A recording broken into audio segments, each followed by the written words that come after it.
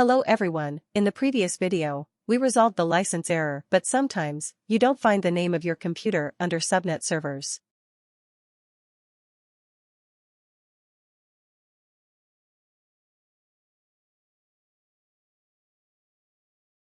To resolve this, go to My Computer, right-click and then go to Properties.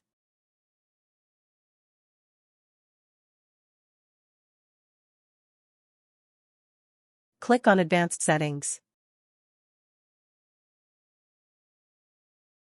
Click Environment Variables. Under the System Variables, click New.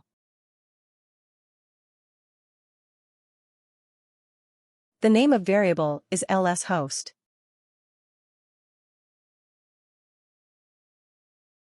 Value of variable is your computer name.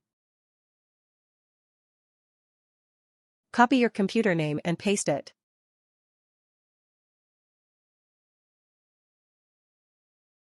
Click OK.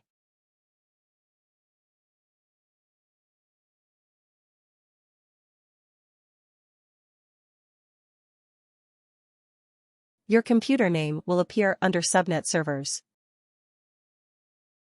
Subscribe for more videos.